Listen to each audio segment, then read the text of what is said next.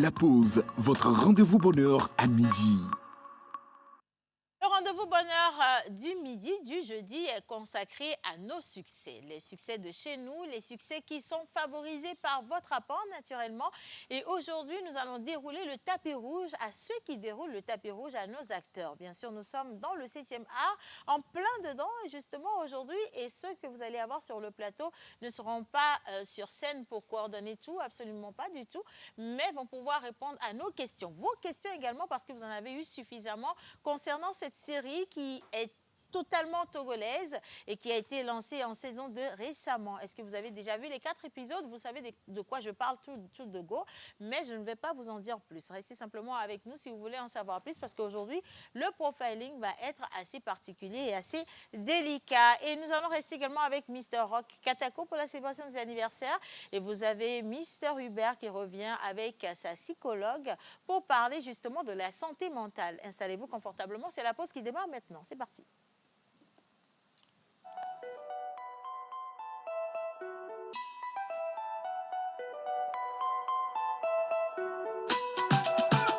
Mr. Lecky on the beat.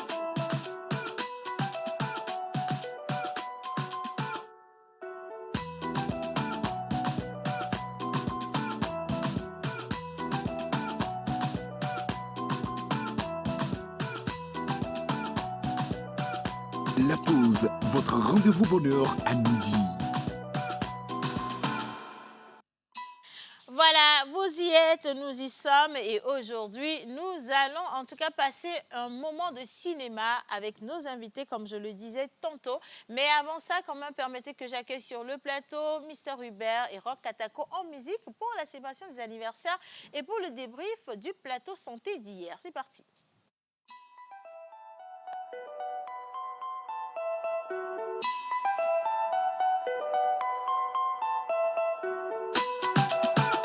Mr. Lecky on the beat.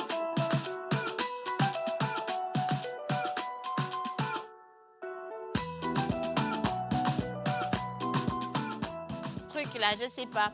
Alors, nous étions en train de dire qu'Hubert est particulièrement, je dirais pas habillé, particulièrement superbement habillé aujourd'hui. Il se passe quoi? Mais avant, quand même, les gars, est-ce qu'on peut avoir un peu plus de lumière parce que je ne le vois pas véritablement. Comment tu vas? Je vais très bien aussi, Anne. Et toi? Ben, écoute, franchement, ce matin, je suis vivante. C'est l'essentiel. C'est l'essentiel, là, c'est l'essentiel. Alors, tu es vraiment mignon garçon, je te promets. Bon, tu l'étais hier encore, mais aujourd'hui, il y a un petit soupçon de quelque chose. Je ne sais pas ce qui se passe. Merci beaucoup. De la tête aux pieds, assez bien tiré. Ça, c'est pas 31, hein, tu es sûr, le 73. Non, ça dépasse les Tu 31. es très, très loin. Merci Rien à voir beaucoup. avec la veste de gêne dont je me suis parée, là. Je vais mettre ça ici parce que ça me va même pas mal. Là, je me sens mieux, hein, les garçons. Alors, ce matin, on revient Oui. sur la question santé. Hier, on était avec notre spécialiste. Absolument. Hier, nous avons parlé de la santé mentale et plus précisément de la dépression. Nous étions avec notre psychologue clinicienne et de la santé, Madame Josiane, qui nous a parlé de la santé mentale, de tout ce qui va avec et surtout de la dépression. Comment identifier la dépression, comment prévenir la dépression et comment vivre mieux pour protéger la santé mentale. Et nous reviendrons sur cet élément dans quelques minutes. Voilà, dans quelques minutes. Et nous avons également la célébration des anniversaires. Le La- prénom de la semaine, on ne le connaît pas. Non. Cette semaine, nous n'avons pas ramené le prénom ministère, mais Ok. nous parlons toujours des prénoms sur le calendrier grégorien. Et aujourd'hui, c'est le 5 février. Le 5 février. Et nous célébrons sur... C'est ton problème. Regarde, le 5 février. Février. Le C'est 5. ton problème. OK. Le cinquième Moi, je jour disais, du mois. C'est Oui. votre problème. Voilà. Je suis à l'aise, moi. J'ai aucun problème. J'ai pas d'engagement. Tout va bien. Je vous ai prévenu depuis longtemps. Et Bien. Je crois que c'est un jour que ma maman aime. Elle aime le 5. Elle aime les 5. Quand il y a le Mm. 5 comme ça, elle adore. elle est contente. Voilà. Tant mieux pour vous. Oui. Tant mieux pour vous.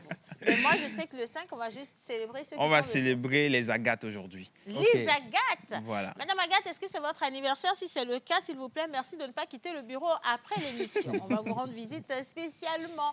Bien. En tout cas, je suis contente de vous retrouver en bonne santé Un déjà plaisir. ce matin. Hein. Et je sais qu'on va passer un très, très, très bon moment avec nos invités, mais également avec Miss Ruth Dionou Absolument. et Mister Eugène. Mm.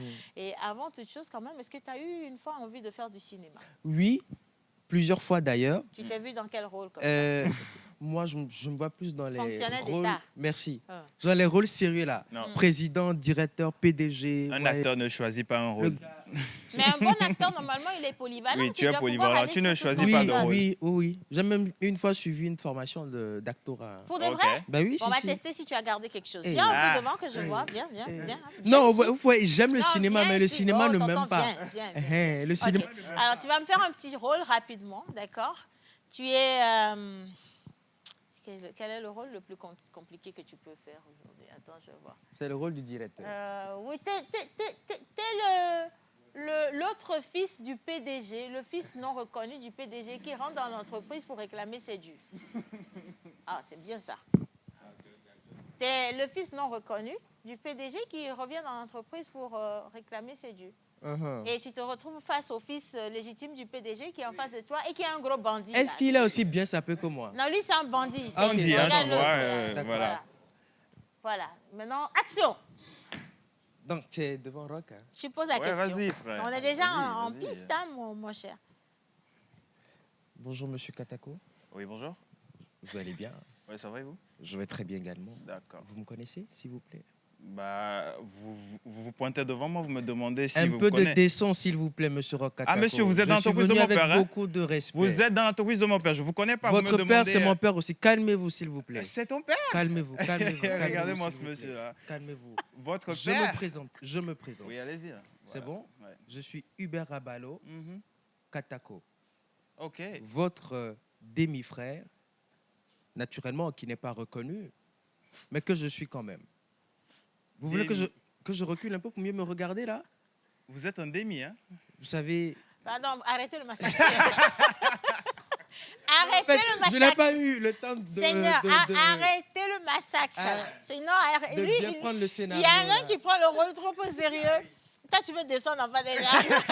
Quand il est Il est demi. demi-frère. Il Oui, est. demi. Hein? Vous êtes demi, hein. Miséricorde. Vous N'importe pointez devant quoi. moi, dans l'entreprise de mon père. Bleu ou la Non, bleu, bleu, bleu. calme tes Ah, ok, ardeurs, je suis là. revenu. Tout va Bleu ou bien. la bleu, bleu, Bon, on va bleu. rester avec le prénom du jour et nous partons avec le jingle de Rock Katako et on le retrouve juste après.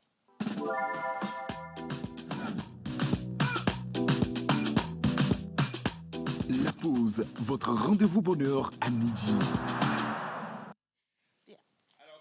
Aujourd'hui, c'est le 5 février. Nous allons célébrer sur le calendrier grégorien les agates. Voilà. Ce sont toujours des partisans décisifs de l'unité pour laquelle ils peuvent se battre. Quand ils posent leurs yeux sur une pensée ou une vue, ils ne peuvent pas être écartés. Leur comportement est gentil et paisible, ce qui leur vaut la reconnaissance. Leurs relations à la maison sont bonnes et ils peuvent être un mari et un père exemplaires. Les garçons s'appellent Agathe. Ouais, il y a des garçons agates. Je l'apprends maintenant. Voilà. Ok. Mhm. Ils sont stables dans leur attachement et leurs tendances. Leurs excellentes capacités mentales vont de pair avec la persévérance dans tout ce qu'ils font. Ils se soucient profondément de leur réputation et montrent une certaine fierté.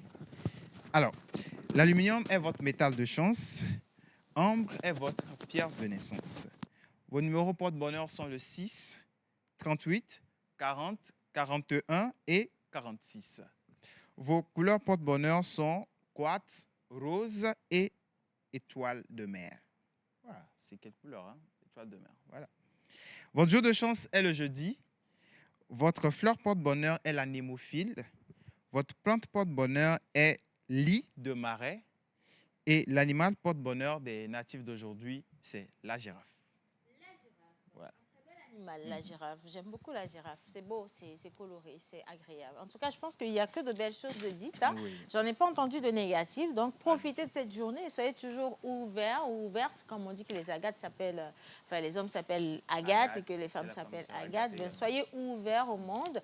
Apportez de votre générosité et que Dieu vous bénisse. Bien. Juste en face, Rock Katako, on revient avec Hubert sur la question de la santé mentale. Absolument. La question de la santé mentale et surtout de la dépression. Qu'est-ce que la santé mentale? Qu'est-ce que la dépression? Quel est l'état de la dépression chez nos jeunes aujourd'hui? Et quels sont ce qu'on peut faire vraiment pour améliorer notre santé mentale? Comment encourager les personnes à parler de leurs souffrances également? Des questions que nous avons eu à voir avec notre spécialiste, psychologue, clinicienne et de la santé, Madame Dekbo Josiane. Et nous revenons sur l'élément.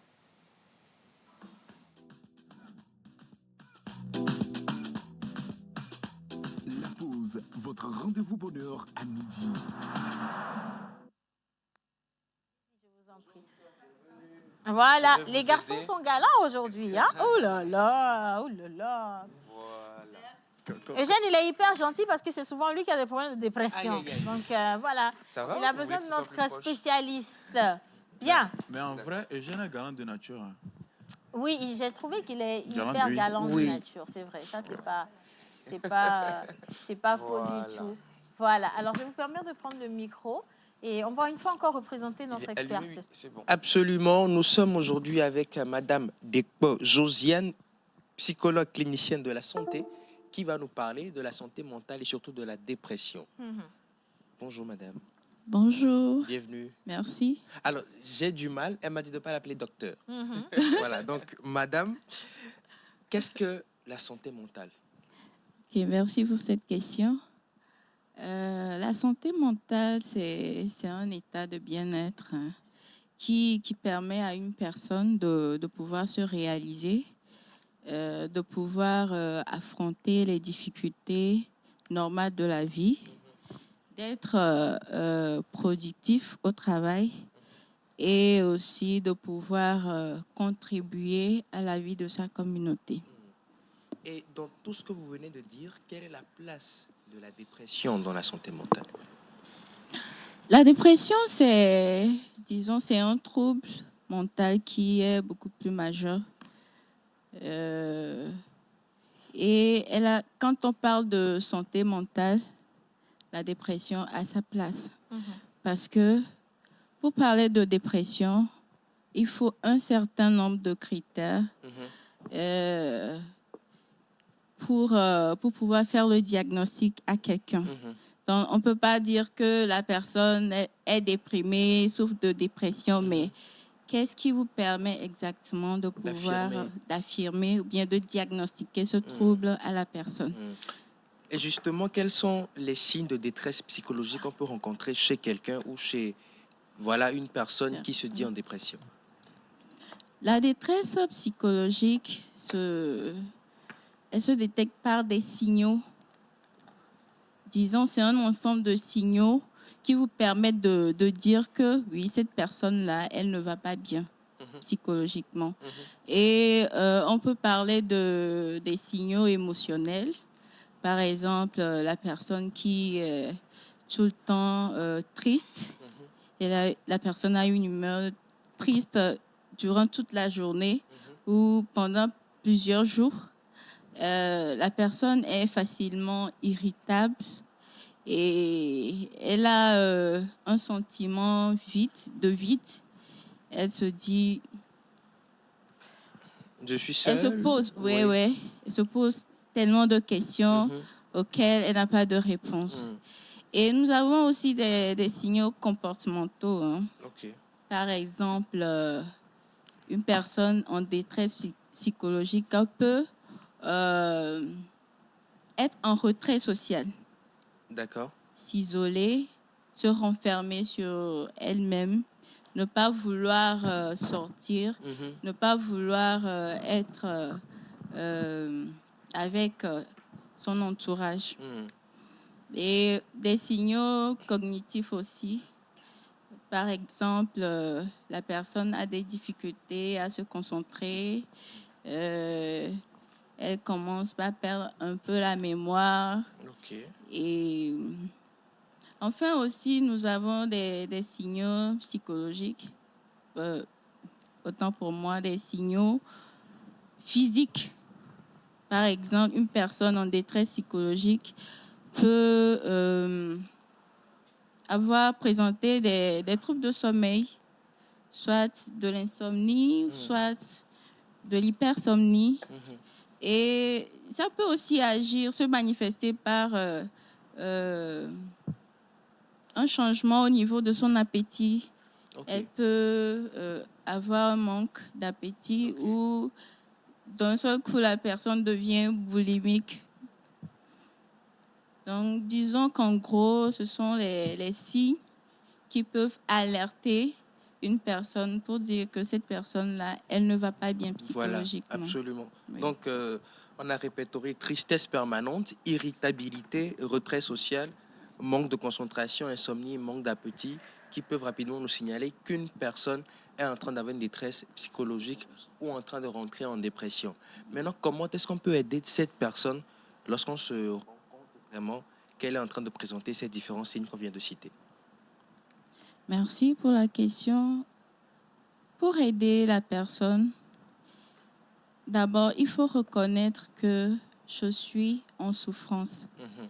qu'il y a quelque chose qui ne va pas chez moi. La personne peut elle-même se le dire, faire cette remarque-là. Mais autour de soi aussi, l'entourage aussi peut vous aider à dire que oui, vous n'allez pas bien. Et de là, il faut demander de l'aide. Parce que pour dire qu'une personne souffre de dépression, il faut une évaluation. Et c'est uniquement par un professionnel de santé mentale qui peut faire cette évaluation-là. Donc, on ne peut pas dire que oui, je suis en dépression, non.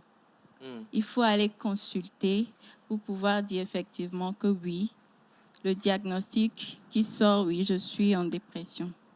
Oui, parce que justement, peut-être on peut avoir des fatigues permanentes où on ne se sent pas bien, mais c'est différent de la dépression en elle-même. Donc, La dépression, oui, la dépression part beaucoup plus de la durée. ok, Il faut un certain nombre de temps pour dire que oui, cette personne-là est en train de faire une dépression. C'est différent de faire une tristesse passagère. ok. Oui. Et on passe sur une durée de combien de temps? Au moins 2 semaines. D'accord. Dans les critères, il faut qu'il y ait l'humeur soit dépressive sur une durée d'au moins 2 semaines. Et en plus de ce critère-là, il faut qu'il y ait une perte d'intérêt pour les activités qu'on aimait. Par exemple, la personne aime travailler et d'un coup, elle n'a plus cette énergie-là, cette énergie d'aller au travail.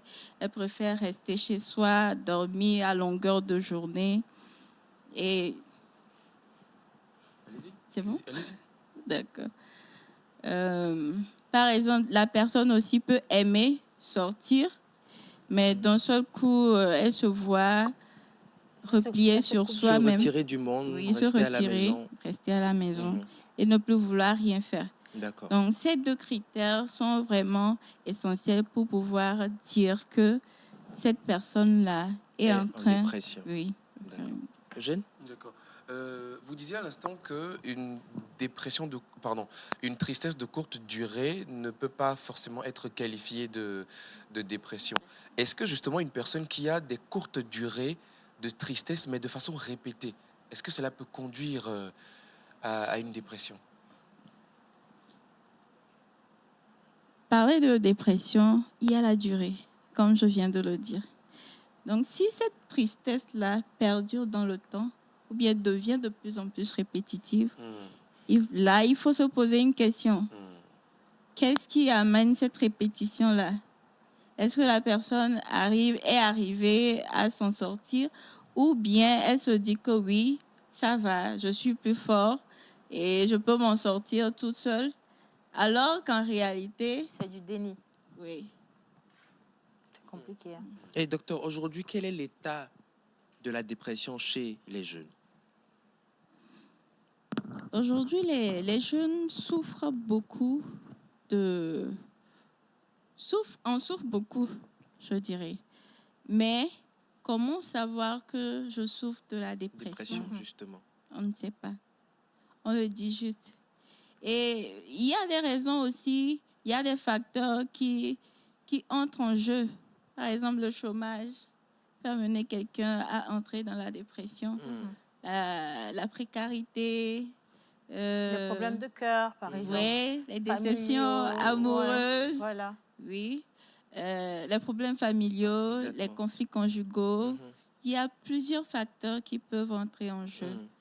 Et justement, quel est, on peut dire, l'impact des pressions scolaires ou professionnelles sur la santé mentale d'une personne? Merci.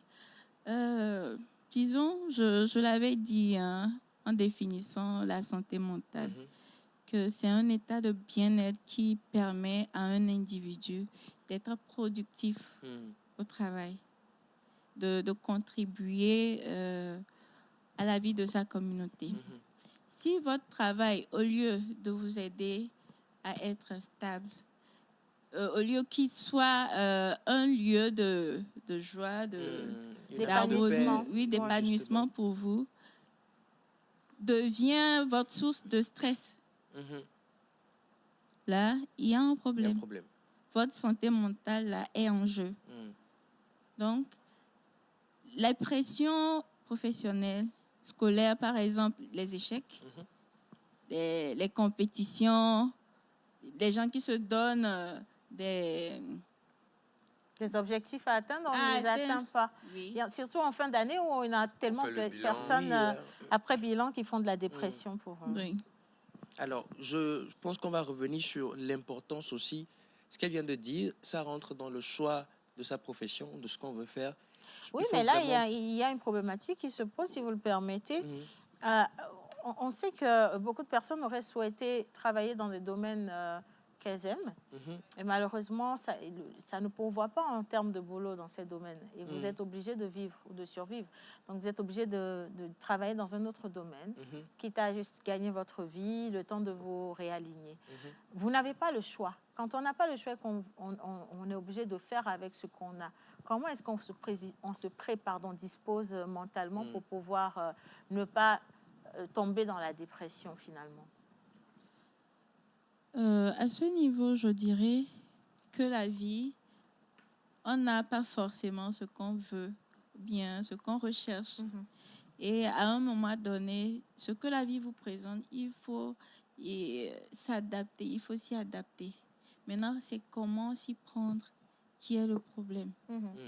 Nous avons des psychologues du travail et des organisations qui peuvent vous aider à vous orienter ou bien vous réorienter.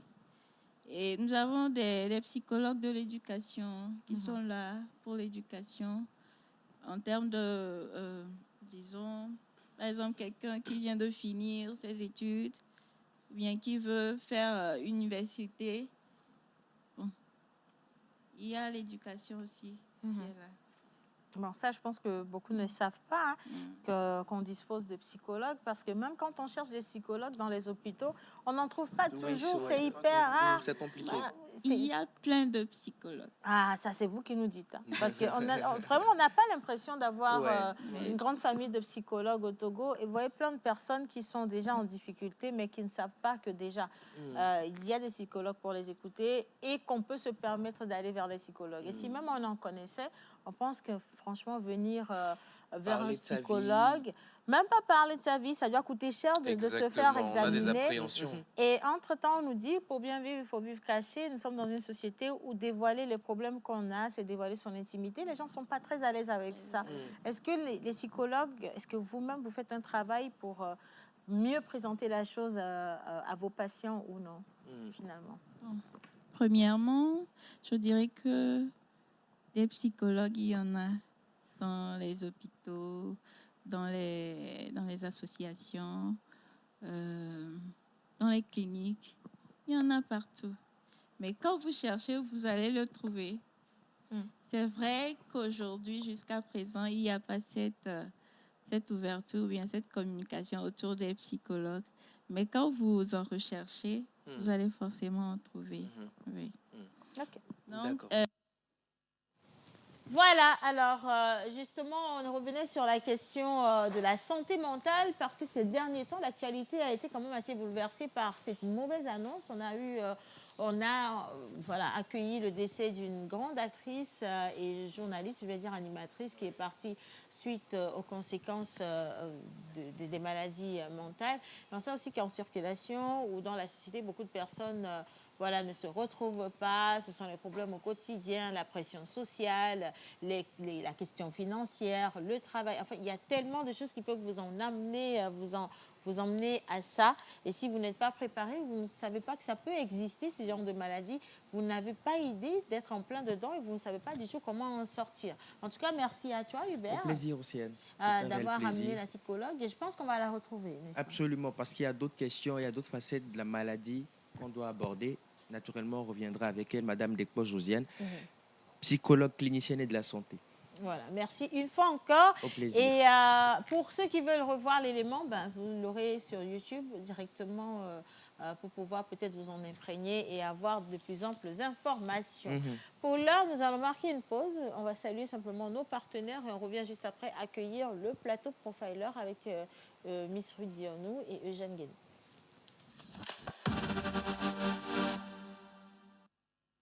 Chaque jour, une idée peut devenir une action. Chaque action change l'avenir. Quand elle se connecte à la Terre, l'innovation fait pousser des solutions durables. L'énergie éclaire les idées et nos talents. Elle connecte nos villes et nos villages et crée de nouvelles possibilités.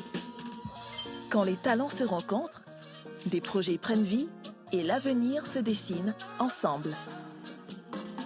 Chaque idée connectée à une autre devient une force collective. L'Union européenne et le Togo agir ensemble pour construire demain.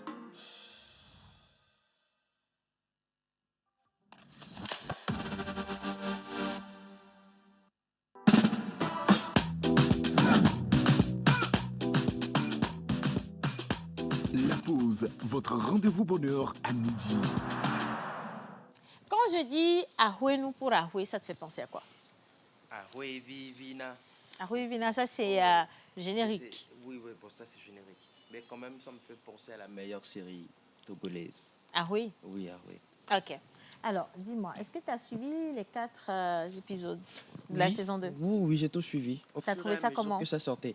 J'ai trouvé ça magnifique, surtout les thématiques qui ont été abordées, les personnages, la manière dont certaines personnes sont revenues.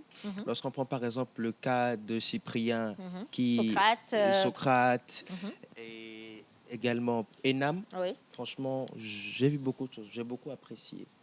Qu'est-ce que tu as retenu en fait? Parce que moi je pense que la série Ahoué nous apporte énormément de messages, beaucoup de sensibilisation également et de mise en valeur de la culture, de nos traditions, de nos habitudes. Toi, tu as retenu quoi? Alors déjà pour Cyprien, j'ai retenu essentiellement qu'on peut retrouver le bon chemin.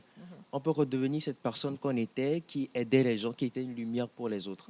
On peut laisser tout ce qui est déboire, tout ce qui est alcool, tout ce qui est colère, pour redevenir cet élément sur là qui fait du bien aux autres. Lorsque je prends Enam par exemple, je retiens qu'on peut se retrouver, on peut garder confiance, mais également on peut redécider de partir sur de nouvelles bases, même si on a été trahi. Voilà. Lorsque je prends par exemple, qui encore en tout cas, en majorité, il y a beaucoup de choses, il y a beaucoup de leçons. Chacun a eu un nouveau rôle, même, enfin, un nouveau rôle rattaché à l'ancien, mais il y a eu, comment je vais dire, de l'évolution sur le rôle de tout un chacun. Et je ne sais pas ce que nos chers amis téléspectateurs en ont dit, si vous avez regardé les 4 épisodes ou pas, mais attention, si vous les avez ratés, vous avez absolument tout raté, parce que Ahoué 2 est sorti depuis un bon bout de temps, et justement, on en parle aujourd'hui dans cette émission, avec le réalisateur, la production et bien sûr la scénariste. Et vous aviez également beaucoup de questions sur beaucoup de choses de dites et de non dites, principalement concernant justement cette collecte qui a été faite et ou à laquelle vous avez participé et qui vient ainsi soutenir le financement de cette saison 2. Mais attention, préparez encore vos questions. À côté des questions que nous avons eu quand même à recueillir de vous déjà, et s'ils sont au plateau, vous pourrez leur poser les questions directement.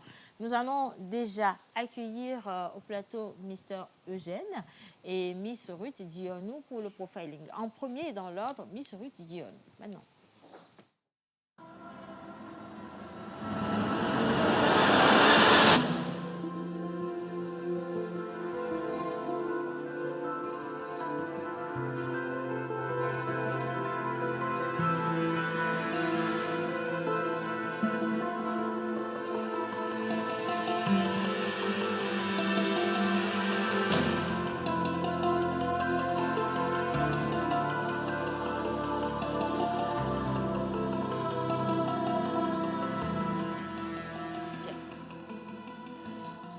Miss Ruth Dionneau. Aujourd'hui, tu nous emmènes à revisiter le 7e art.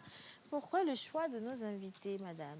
Bonjour, ça va? Ça va super bien. Moi également. Bonjour Hubert, bonjour à tous les téléspectateurs qui nous suivent. Aujourd'hui c'est jeudi et c'est l'émission Profiling où nous revenons sur donc, le parcours de nos invités. Aujourd'hui, deux parcours vont exceptionnellement vous plaire parce que nous avons décidé donc d'aller sur le 7e art. Pourquoi le 7e art? Et principalement ces deux personnes-là. Alors vous avez spoilé un tout petit peu, nous allons donc recevoir ici le réalisateur de la saison 2 de la série à succès, Arouet également, la scénariste. Et nous avons donc décidé de revenir sur eux parce que c'est une série qui a quand même révélé que le cinéma en langue locale au Togo peut être tellement apprécié si c'est bien travaillé. Et donc, nous avons décidé de ramener ces personnes-là qui ont fait un travail exceptionnel et que nous avons tous adoré pour revenir un tout petit peu sur leur parcours et également sur l'histoire derrière la série Arouet. Donc, c'est un tout petit peu la raison de leur choix ce matin dans la rubrique Profiler. Alors, c'est vrai que ce sont des producteurs, ce sont des personnes de l'écran, mais est-ce que ça a été évident d'avoir des informations sur elles? Ça n'a pas vraiment été évident parce que ce sont des personnes qui aiment souvent rester derrière les écrans, qui ne sont pas vraiment des personnes exposées à part quand ils travaillent. Donc ça n'a pas forcément été facile. Mais bon, vous savez que nous ressortons toujours ce qui est très important pour vous, très chers téléspectateurs. En tout cas, merci à toi pour le travail abattu. Tu nous fais toujours passer un sacré bon moment en profiling. Et la deuxième personne qui aura le soin de poser les questions les plus délicates, les questions les plus compliquées que vous avez envoyées se nomme Eugène Guénou, que nous accueillons également en musique. Ça veut vendre des tonnes à la Gustavo. Un café sans sucre, j'en ai plein sur le dos. Eh ouais, ma puce, là tu me Rambo. Ça va faire 6 ans qu'on met des combos. Je manie les mélos, voilà oui, voilà non. Tu te demandes si c'est pas un complot. Oh les mains, oh les mains, oh les mains. Sauf les mecs, ça fait en bas les mains. Bas les mains, bas les mains. Ça roule façon Aladdin. Oh les mains, oh les mains, oh les mains. Sauf les mecs, ça fait en bas les mains. Bas les mains, bas les mains. Ça roule façon Aladdin. Passe avant minuit, je vais te faire vivre un dream. Avance sur la piste, les yeux sont rivés sur toi, les habits qui brillent, tels les mille et une nuits. Paris est vraiment ça fait comme jamais, ça fait comme jamais, ça fait comme jamais, ça fait comme jamais. Il faut que je demande pourquoi ils t'ont choisi cette chanson-là pour monter au plateau à chaque fois. Parce que tu n'es pas toujours sapé comme jamais, en vrai. Aujourd'hui, je suis sapé, mais peut-être pas comme jamais. Mais tu es sapé quand même. Voilà, maintenant celui qui est vraiment sapé comme Jaja, c'est... Et j'ai pas compris, je sais pas ce qui se passe, peut-être qu'il a... Tu as une audience, faut me dire. Hein? Non, c'est fort probable. C'est les jeudis, on célèbre des personnalités, des stars.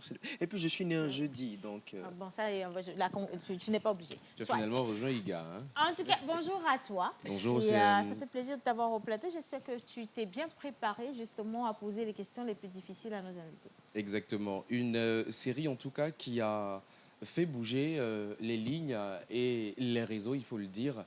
Une série qui a énormément plu à beaucoup de personnes, mais qui derrière, il y a beaucoup de personnes aussi qui se cachent derrière toute cette grande production. Aujourd'hui, il y a plusieurs questions qui se posent.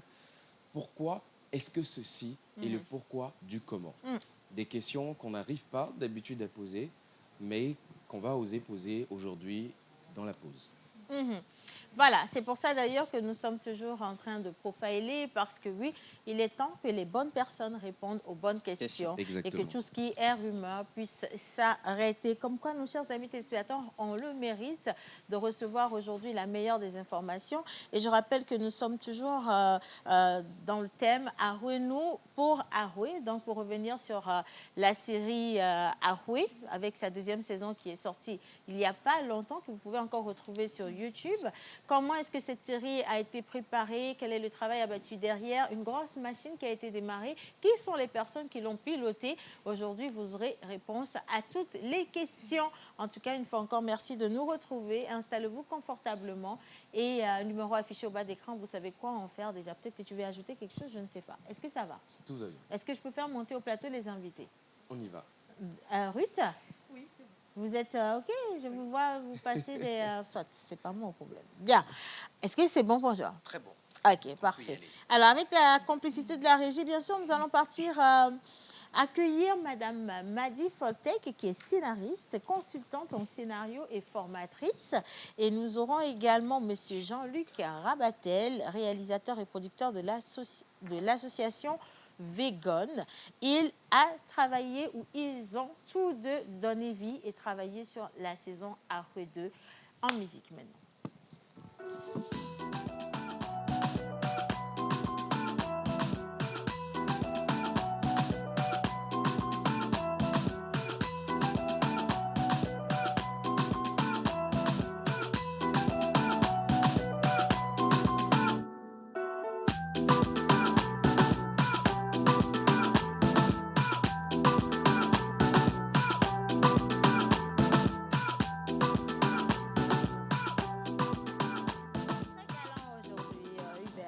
Franchement, Ah, d'accord, c'est pour ça.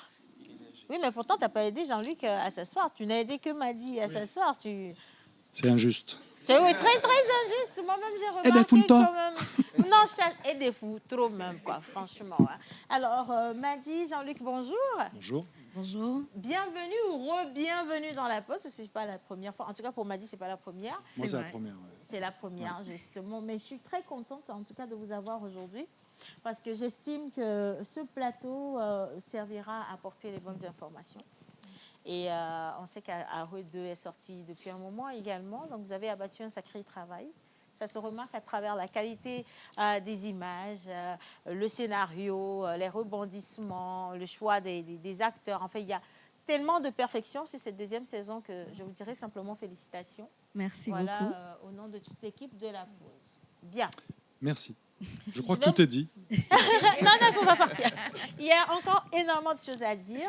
Et justement, pour ça, Miss Ruth Dionou va nous présenter rapidement nos invités. Et puis, à la suite, nous avons une série de questions à vous soumettre.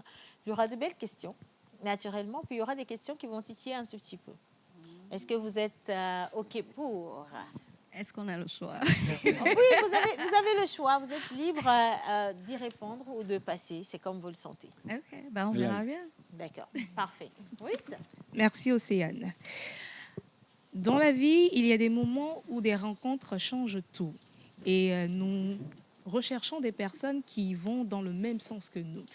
Et aujourd'hui, nos invités que nous allons donc vous présenter sont des personnes qui ont vu leur passion se croiser et ont décidé donc de nous offrir de magnifiques choses, de mettre le 7e art de notre pays, le Togo, sur le toit du monde.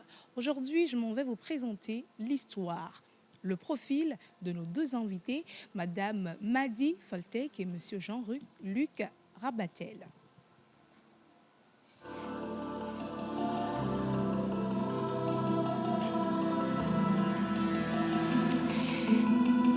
Et comme on a l'habitude de le dire, qu'honneur aux femmes, je vais donc démarrer mon profiling du jour avec la sublime dame qui est avec nous. Madame Madi Foltek, bonjour. Bonjour. J'espère que vous allez bien. Je vais à merveille et vous? Je vais bien également. Est-ce que je peux aller? Allez-y. Merci beaucoup. Alors, votre histoire commence bien avant les plateaux, bien avant les caméras, bien avant les prix et les festivals. Elle commence par l'écriture d'une histoire intime à vous, silencieuse mais nécessaire. À seulement 12 ans, vous avez déjà commencé par écrire, mais pas pour être applaudi, mais pour soulager, pour soigner, pour soutenir votre mère malade, pour la tenir debout quand les mots sont la seule chose qui reste. Sans le savoir, vous venez donc de raconter ou bien de rencontrer votre première vocation, écrire pour réparer. Les années passent, mais la passion, elle reste. Elle grandit avec vous. Vous choisissez donc alors de vous structurer, de la comprendre et de l'approfondir. Vous partez donc vous former aux États-Unis où vous avez poursuivi des études supérieures en écriture, cinéma et en narration jusqu'à l'obtention d'un master là-bas. Vous avez appris avec rigueur les scénarios, les mécanismes du récit, la construction des personnages, le rythme, la tension, le silence aussi. Mais surtout, vous comprenez une chose essentielle. Les histoires africaines ont une puissance universelle à condition qu'on les raconte avec justesse. Vous auriez pu rester aux États-Unis, faire carrière là-bas, mais vous avez donc décidé de rentrer ici au pays et raconter les réalités de notre terroir. Parce que vous croyez en ce continent que nous appelons bien sûr l'Afrique. C'est ainsi que vous avez commencé donc par vous faire connaître par votre plume, votre exigence, votre regard et donc vous signez des scénarios forts, sensibles, ancrés. Je peux citer Ahoué, Mikoko, Interrogatoire, Hospitality, Oasis sur Canal+.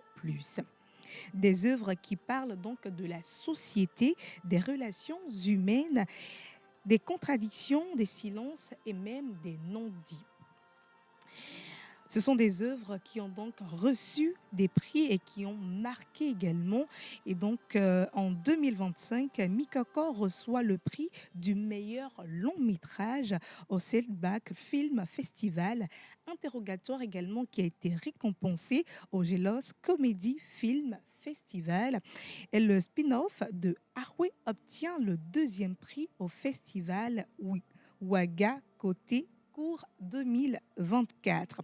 Mais malgré cette reconnaissance internationale, vous êtes resté fidèle à une décision forte. C'est ici, au Togo, que vous voulez créer, que vous voulez transmettre.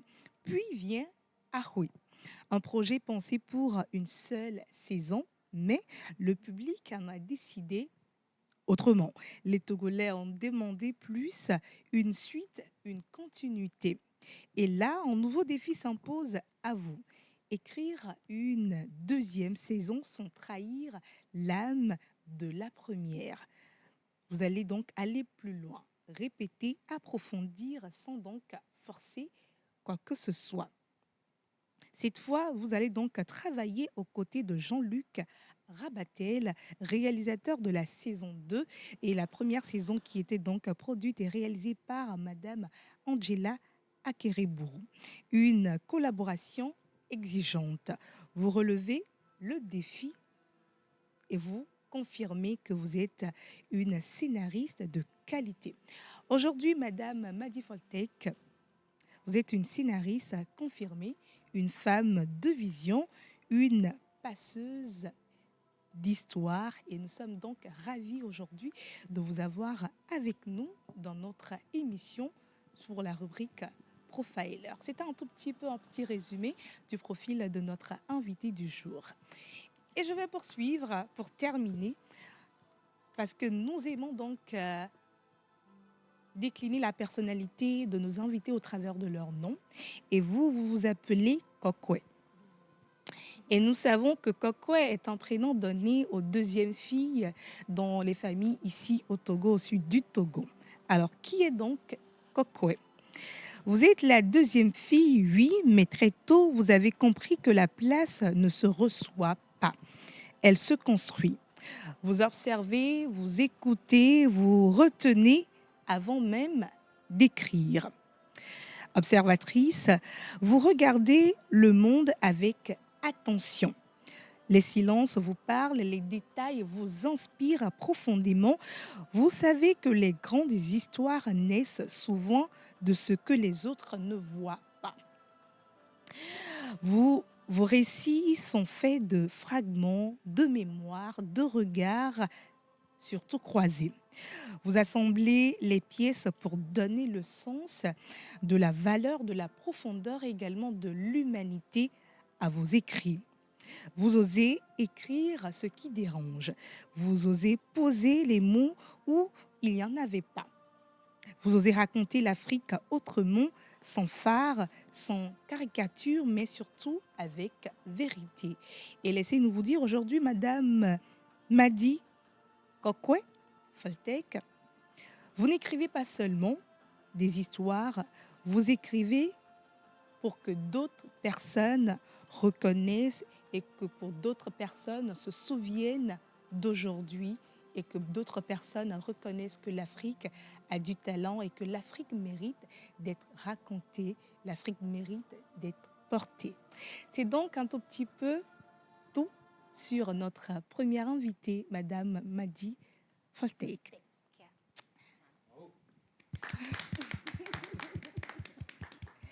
C'est vrai, par contre, qu'on n'a pas demandé la permission avant d'applaudir parce que c'est pas terminé. C'est pas terminé. C'est pas terminé. Ok. Pardon.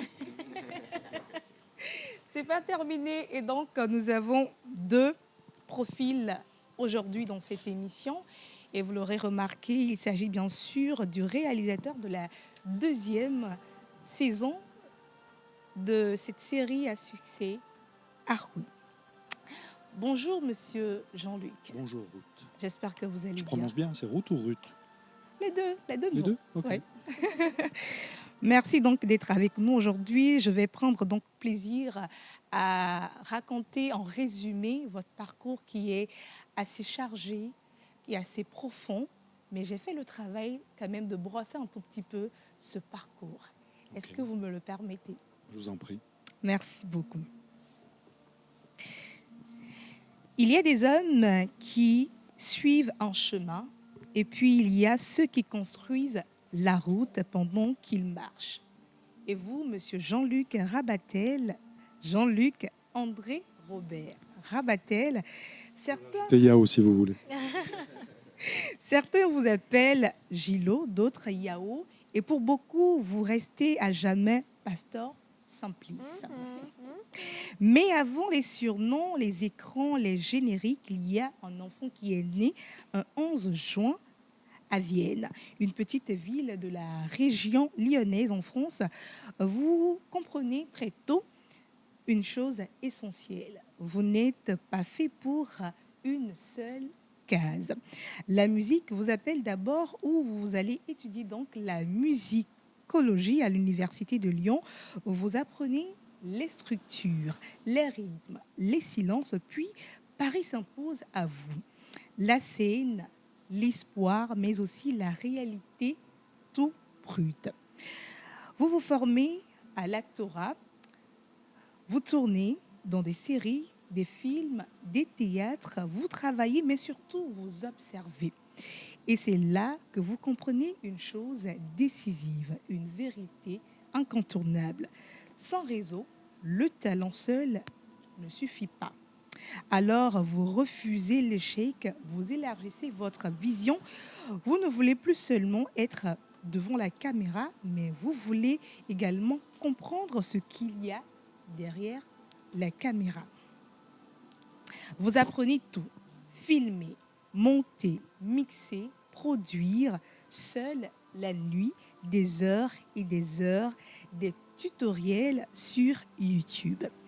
Vous devenez autodidacte, affamé de savoir, artisan du cinéma, un homme qui veut maîtriser toute la chaîne pour rester libre. Puis, il y a une rencontre. Pas un choc, mais une évidence. Une femme qui croit, qui écoute, qui accepte de vous faire confiance, même sans maîtriser l'univers cinématographique. Je nomme Madame Angela Akereburu Rabatel, votre épouse. Avec elle, le rêve devient autre chose et change d'échelle. Il ne s'agit plus seulement de jouer ou de réaliser, mais de fabriquer ses propres images, de raconter ses propres histoires sans attendre que l'on vous donne une place. Mais vous allez donc décider de rentrer au pays après votre mariage. Vous avez pris donc la décision où naît Yobo Studio, qui au départ n'était presque rien, pas de moyens, pas de garantie, juste une idée, une envie donc d'aller plus loin. C'est là que la rue vous appelle, la vie, les émigrants. Vous allez donc décider de faire une chose extraordinaire.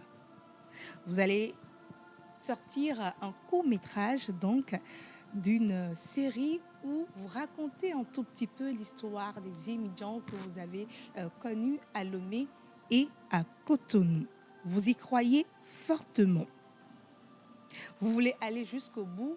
Vous avez frappé la porte à Canal+, mais au début, ils étaient réticents. Mais vous avez décidé donc de ne pas lâcher prise. Vous vous êtes jeté à l'eau. Vous avez sorti Zem et le succès frappe à la porte. Canal+ vous rappelle, mais cette fois-ci, ce n'est plus pour tester, mais c'est pour acheter, apprécier, commander épisode après épisode. C'est là donc que la machine est lancée. Vous co-réalisez ensuite Hospitality, Oasis, saison 1, 2 et puis 3. Puis vous poursuivez en solo.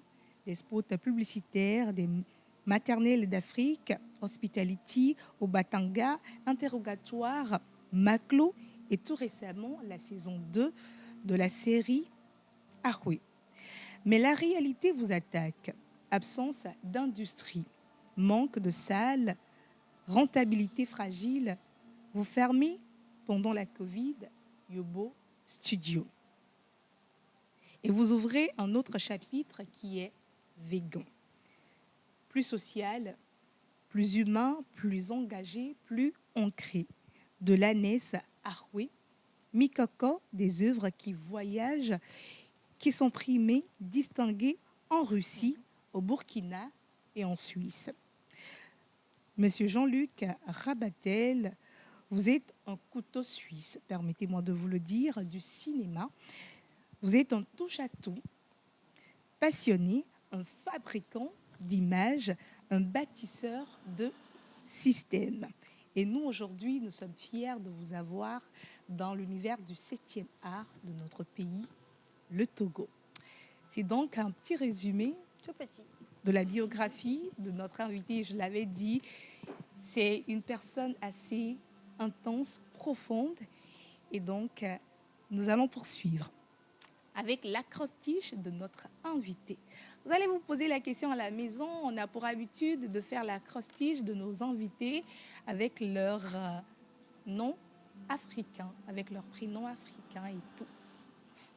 Ne soyez pas surpris.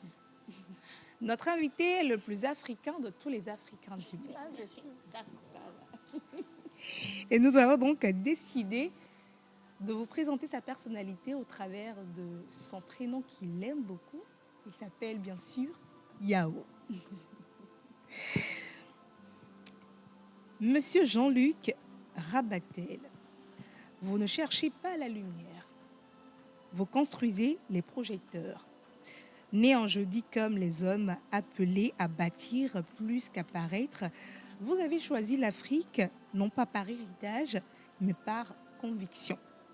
Vous y avez planté vos caméras, vos idées, vos silences, vos combats. Vous êtes comme le yakut, ce rubis rare, brûlant de passion, mais discipliné. Une pierre qui ne cherche pas à briller, mais qui traverse le temps. Autodidacte, vous avez appris là où d'autres ont abandonné. Seul face aux écrans, aux doutes, aux limites d'une industrie encore fragile. Vous avez compris que quand le cadre n'hésite pas, il faut fabriquer vous-même votre cadre. Original, vous n'avez jamais suivi la route, vous l'avez tracée vous-même.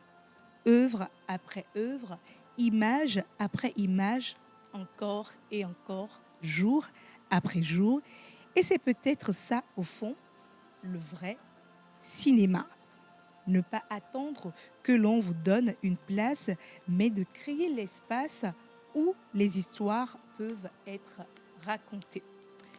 Et nous sommes heureux de vous recevoir aujourd'hui dans notre émission, de vous présenter au monde, de présenter ce grand homme qui est derrière ces magnifiques séries, ces films qui lèvent un peu plus le cinéma de notre pays, le Togo. Monsieur Yao. Merci. Merci beaucoup à vous d'honorer donc le 7e art de notre pays, le Togo. Et c'était donc tout pour moi. Et de jour dans la rubrique Profiler, nous, on va se retrouver le jeudi prochain pour d'autres personnalités. D'ici là, à bientôt. Voilà.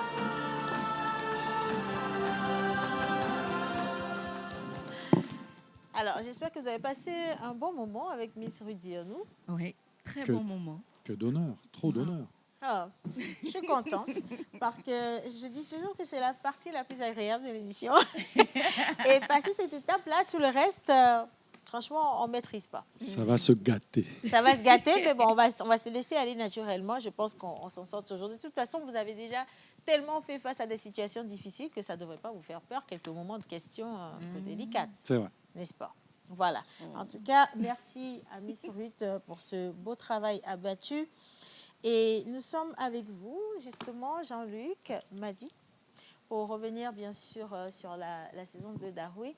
Mais avant toute chose, comme on le dit, on ne peut tisser une nouvelle corde que sur l'ancienne. Donc, on va retourner sur le passé. Et là, cette fois-ci, moi, je ne reste pas avec vos profils, mais je vais parler plutôt de manière technique et je vais rester sur le terrain avec vous. Dans le langage du 7e art, on dit sur le plateau. Voilà, on va sur les plateaux. Alors, on commence avec Jean-Luc, hein, avant d'être réalisateur, le réalisateur qu'on connaît, avec toutes ces réalisations, tout ce que vous avez eu à faire jusqu'ici. Il y a un homme, puis il y a un parcours. Il y a le Togo. La question qui va piquer. S'il n'y avait pas Angela Kiriburu, est-ce que Jean-Luc aurait été au Togo? Est-ce que Jean-Luc aurait été? Au Togo. Ah, certainement pas. Ça, c'est sûr, ouais, définitivement.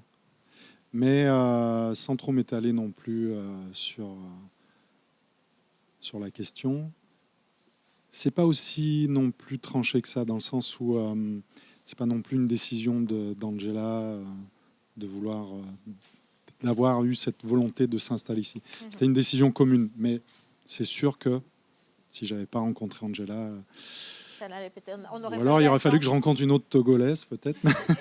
On n'aurait pas eu le Poyao. Ça aurait pas été la même chose. Non. C'est Angela C'est sûr, Auréa. ouais, ouais. Clairement, Ça, c'est sûr, ouais. clairement. Sûr. Alors, vous étiez justement dans votre petite vie avant de venir au cinéma avec cet amour particulier. Elle a décliné tout le profil tout à l'heure. Et moi, Ah ouais, j'aimerais très bien, qu'on ouais. revienne un peu sur ce qui a créé le déclic pour que vous vous lanciez justement dans la production. Dans la production, Dans le cinéma. Dans le cinéma. Oui. En fait, comme l'a expliqué Ruth, à la base, j'étais plutôt dans l'univers musical quand j'étais dans ma ville natale et un peu plus tard à l'université à Lyon. Et j'ai commencé d'abord par travailler en tant que musicien.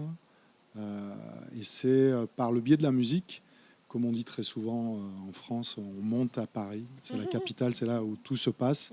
Bon, je pense que c'est un peu la même chose un peu partout, hein, même ici, tous ceux qui sont en dehors de Lomé veulent venir à Lomé.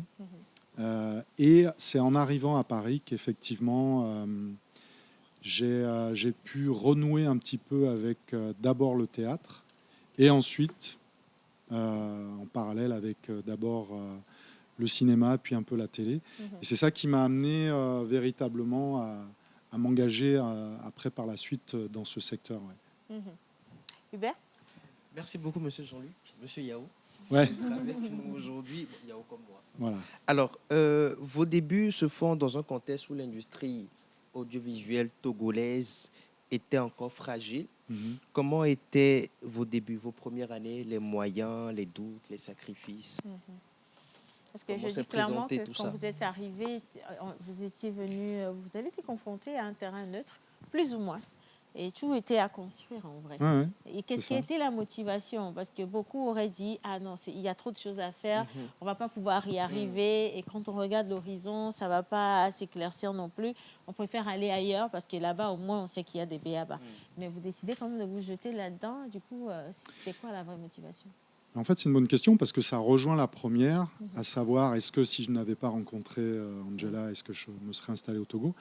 En fait, tout ça est complémentaire. Le fait d'arriver ici et d'être dans un environnement où tout est à construire, enfin, en tout cas, en partie, quoi, parce qu'il y avait quand même, un passé cinématographique et puis il y avait quand même déjà d'autres Togolais qui avaient déjà, on va dire, produit des films ou des séries.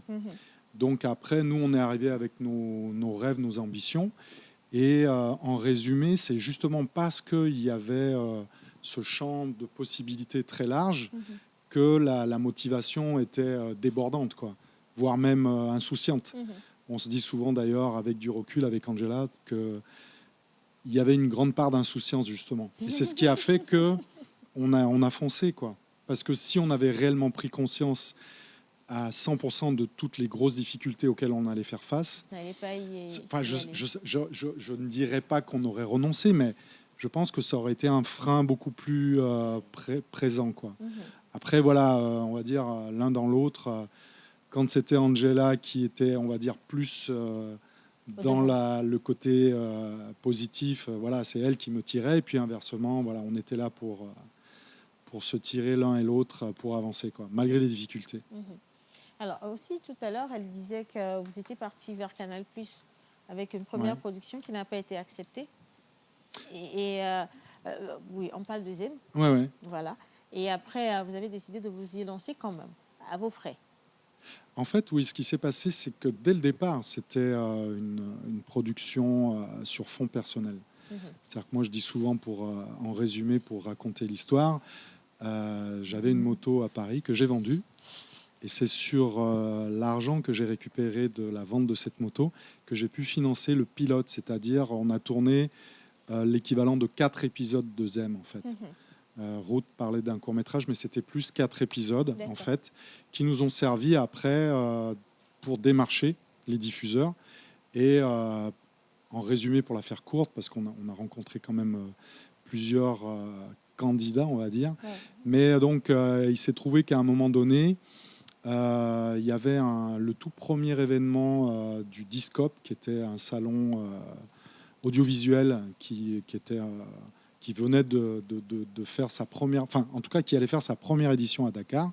Et on a eu la chance de pouvoir y participer comme ça, vite fait. Vraiment, c'était pas prémédité, pas préparé. Et c'est sur ce salon qu'on a rencontré les gens de Canal, donc avec le pilote sous le bras, voilà, regardez. Et donc, premier contact, et effectivement, ça n'a pas été très convaincant. Oui, c'est pas mal, mais bon, textuellement, c'est ça, hein, la voix à l'époque du patron, avec sa petite voix comme ça, Jean-Christophe Ramos. Oui, c'est sympa, mais bon, il faut voir, je sais pas, on va voir.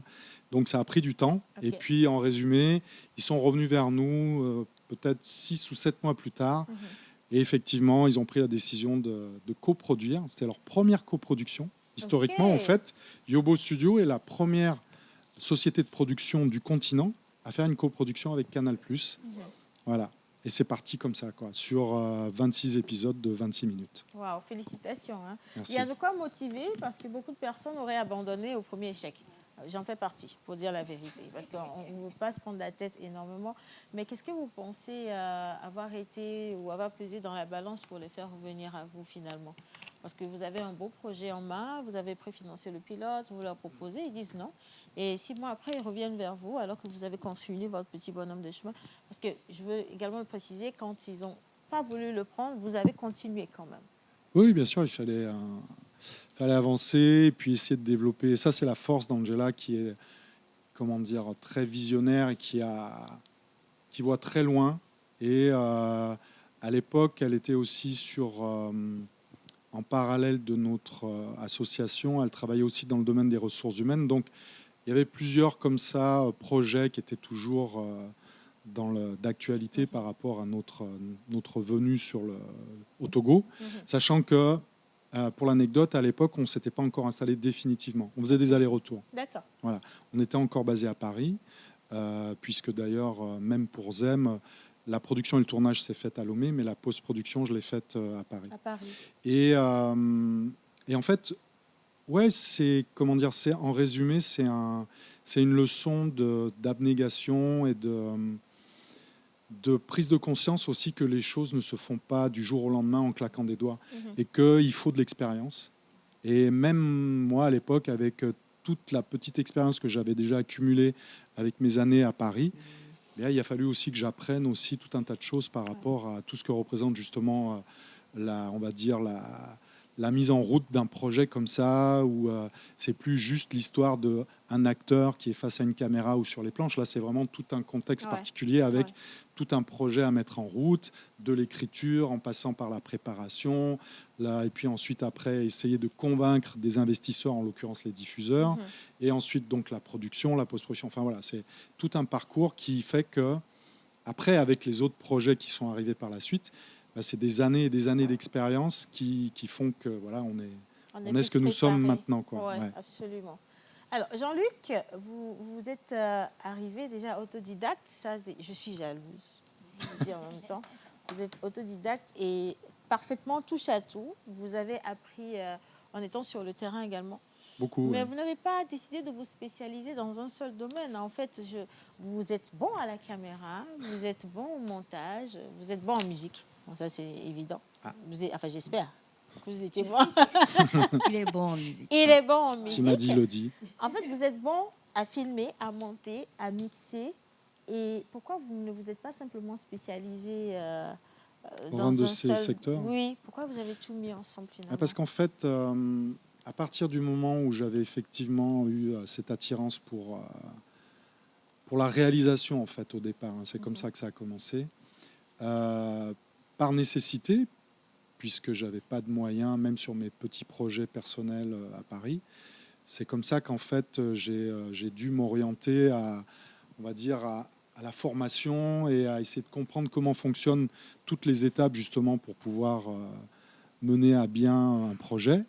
Et bon, il s'avère qu'effectivement, la plupart des secteurs que vous avez cités, ça reste aussi des pans de la production qui me passionnent.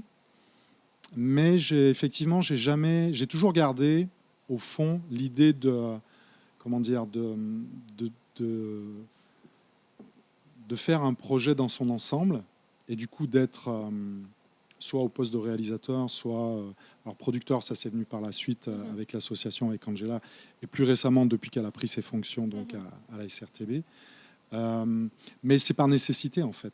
Et du coup, je pouvais pas simplement me contenter de n'être que monteur, que mixeur, ou que directeur des effets spéciaux, ou que compositeur. C'est pas possible en fait, parce que j'ai besoin d'être en haut sur, on va dire, la direction intégrale du projet.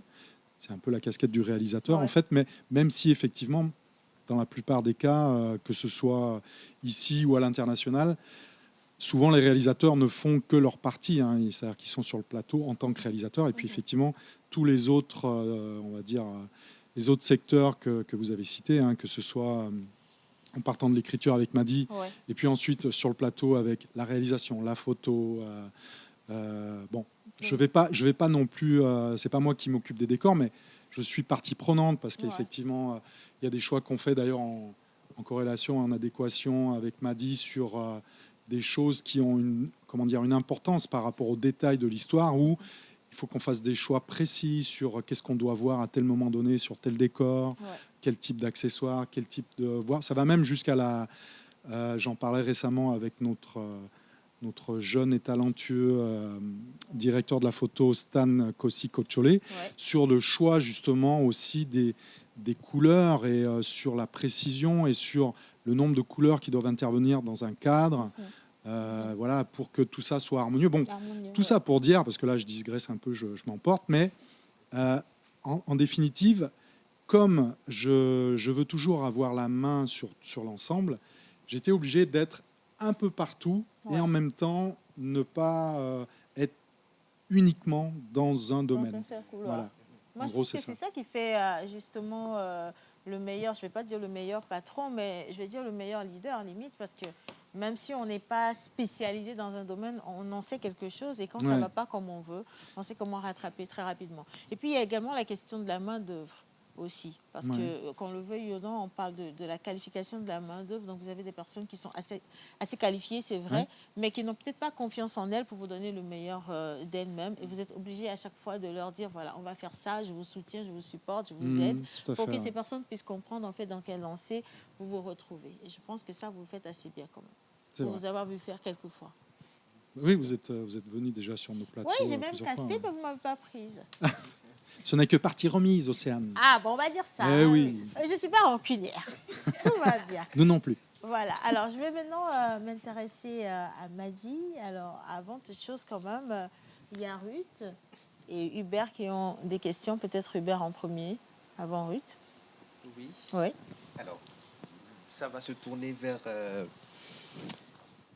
Madame Madi Foltek. Oui. Avant d'entrer dans l'univers d'Aroué, est-ce que vous pouvez vous présenter au public? Qui êtes-vous? D'où venez-vous? Et comment l'écriture est-elle devenue votre langage principal? C'est vrai qu'on a eu à écouter comme Ruth. une Togolaise lambda. Oui. C'est sans tout ce que Ruth a On a dit. eu à écouter Ruth, mais de vos propres mots. Ah, qui je suis? Ben, je suis une fille du Sud, de Glidji plus précisément. Je suis la 4e d'une fratrie de 5. J'adore ma famille. Ma famille et moi, nous sommes très proches. J'adore le Togo, sinon je ne serais pas ici. Je suis quelqu'un qui sourit beaucoup. On l'a remarqué. Alors, Qui rit beaucoup aussi. Qui rit beaucoup, ouais. Alors, j'adore l'écriture. L'écriture a toujours fait partie de ma vie, je dirais. J'ai commencé avec la lecture. J'adorais lire. Je ne faisais que ça. Parfois, quand on devait aller à la cuisine, je me cachais quelque part pour lire. C'était à ce point. Et tout naturellement, à partir de la lecture, ça, on va dire, shifté vers les rédactions. Quand on me demandait d'écrire des rédactions, j'adorais. Quand on me demandait d'inventer, qu'est-ce que vous avez fait ces vacances? J'étais partout dans le monde. Envie de raconter l'histoire. De raconter l'histoire, voilà. Donc, j'adorais ça. Mais je n'avais jamais pensé devenir scénariste parce qu'à l'époque, je ne savais même pas ce que c'était. Même quand j'étais aux États-Unis, je ne savais pas ce que c'était, une scénariste. Je savais que je voyais les films, que je regardais, j'adorais les films, mais je n'ai jamais vraiment fait des recherches sur les personnes qui sont derrière. Voilà. Et donc, quand j'ai décidé de me lancer, c'est un de mes professeurs qui m'a dit, mais tu as toujours aimé écrire, tu as toujours aimé les films, est-ce que tu as déjà pensé à devenir scénariste? Bon, j'ai fait des recherches et je me suis sentie comme chez moi. Je me suis dit, voilà, c'est exactement ce que je veux faire. Donc, voilà qui je suis. C'était quoi l'autre question? Non, je pense que c'était bien. Ouais, c'était magnifique. C'était bien. Ça a Moi, tout englobé. Moi, je veux juste rebondir directement sur la saison 2 d'Aru parce qu'on a vu déjà la saison 1. C'est parfait. Il n'y avait rien à dire. Franchement, je ne sais pas pour vous, mais tous les personnages étaient à leur place. Sérieusement, et c'était très beau. Mais maintenant, revenir sur une saison 2, parce qu'au départ, la saison 1, en fait, Aroué, c'était Aroué. Il n'y avait pas de saison 2 du tout. Mais c'est le public qui a réclamé une continuité. Créer de la continuité, est-ce que ça n'a pas été difficile en termes d'écriture du scénario? Oui, ça a été difficile, particulièrement pour ce projet, parce que comme tu l'as dit, il y avait pas on n'avait pas prévu de suite. C'était censé être une saison unique. Et pour moi, la série était, oui, l'histoire était terminée. Même Elle si était on l'avait, complète. voilà, même si on l'avait laissé, on avait laissé la fin un peu ouverte. Donc maintenant, pour faire une saison 2, déjà, on devait penser côté budget, parce que s'il n'y a pas assez de moyens, on ne pouvait pas avoir trop de personnages non plus. Déjà qu'on a vu ce que la saison 1 a demandé en termes de budget. Voilà, exactement. Et donc, on ne pouvait pas avoir trop de personnages. Donc, il fallait faire un choix sur les personnages qui devaient revenir. Et maintenant, voir comment lier ces personnages-là, comment raconter leur histoire. L'idée, quand on fait toujours une suite, c'est compliqué. Donc, comment raconter l'histoire sans pour autant dénaturer ce qu'on avait déjà. Ouais. Et je me suis dit, cette fois-ci, Et je le disais à Jean-Luc aussi, c'est que parfois, on se laisse porter par les personnages. Tu décides d'écrire une chose, tu commences à écrire, les personnages s'emmènent ailleurs. Et il y avait beaucoup plus de drame, moins d'humour, moins de comédie cette fois-ci, parce que j'ai décidé de me laisser porter par les personnages. Et donc, on voulait explorer certains thèmes auxquels on avait touché dans la première saison, mais qu'on n'avait pas pu explorer. Tu vois, cette relation entre Harris et son père, les relations entre père et fille, on va dire les traumatismes générationnels, ces trucs-là. Donc, j'ai décidé de me lancer. Ça m'a pris plus de temps que la première saison. La première saison, je crois, j'ai écrit Ça a été une introspection. En 2 semaines. Après ça, je crois que je suis tombée malade. Après avoir fini la saison 2, parce que ça a pris beaucoup plus, ça a créé trop d'émotions, je pense bien. Ça a pris beaucoup. Est-ce que Madi, c'était pas un risque, en fait, de sortir certains personnages de leur rôle traditionnel et de les emmener carrément dans autre chose? Parce que je vais revenir sur l'appréciation du public en général. On a essayé d'écouter les uns les autres sur ce qu'ils ont aimé, ce qu'ils n'ont pas aimé, on va vous dire. Mais est-ce que c'était pas un gros risque? Ça aurait pu faire flopper la série si la saison 2 n'était pas au rendez-vous comme la saison 1. Il y a toujours un risque. Ouais, c'était un pari. Hein. C'était un pari. Il y a toujours un risque, en fait. Mais le truc, c'est qu'on ne voulait pas non plus garder les personnages tels quels en première saison. Si on décide d'y aller en profondeur, on y va en profondeur.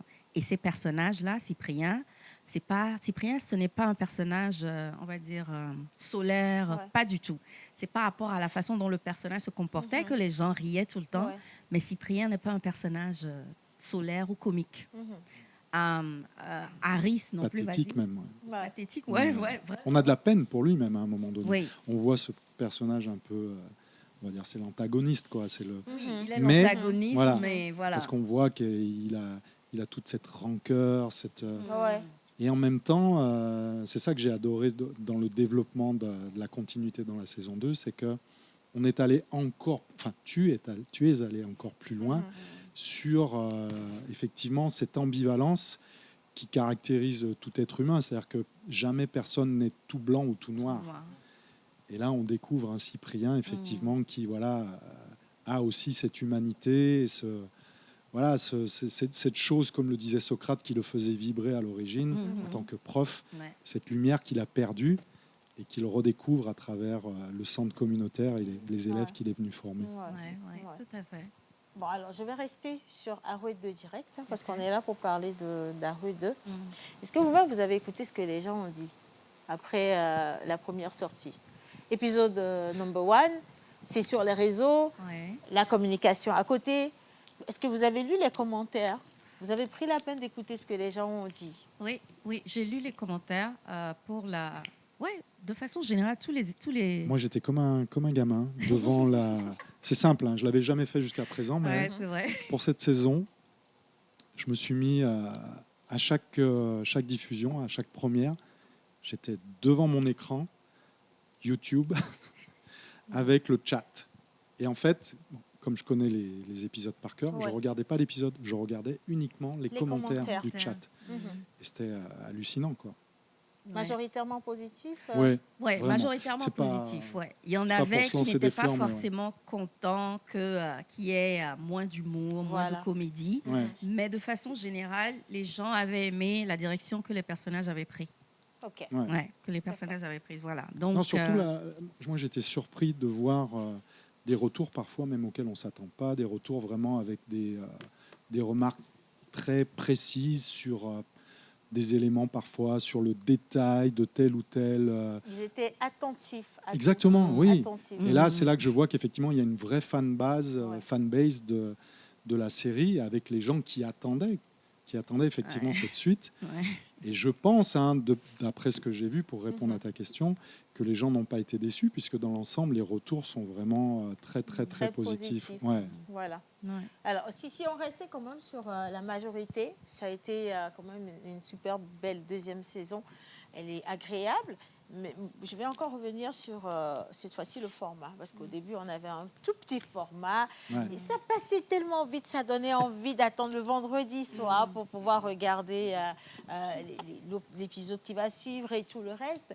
Et cette fois-ci, on est là. Ça finit pas. C'est là, c'est long, ça finit pas. Et la première fois, c'était un choc. Je ne vais pas vous mentir, c'était un choc parce que je me disais, mais je suis habituée à ce que ça se coupe et que j'ai envie de retrouver la suite dans une semaine, quelque part. Et là, vous donniez tout en même temps. Pourquoi ça? Vous auriez pu couper, scinder pour avoir beaucoup plus d'épisodes, pourquoi pas, comme la première fois, mais vous êtes allé sur du long métrage. Comme on dit, hein, trop de viande ne gâte pas la sauce. Ah. Mais bon. Non, en fait, c'est pour répondre sérieusement, c'était plus qu'un choix. C'était comme l'a expliqué Madi tout à l'heure. Quand il y a cette décision qui a été prise suite à l'engouement de la saison 1, et soit dit en passant, je félicite d'ailleurs tous ceux qui ont participé dans l'équipe de la saison 1, que ce soit Julio à la réalisation, notre regretté Dodo qui nous a quittés malheureusement prématurément, et puis une grande majorité de ceux qui ont continué avec nous sur la saison 2. Et du coup, ce qui s'est passé, c'est que comme l'engouement avait été très fort dès la saison 1, les gens attendaient cette saison 2. Mais le nerf de la guerre étant ce qu'il est, c'est-à-dire le financement, on s'est retrouvé à nouveau confronté à cette difficulté due à un manque de financement.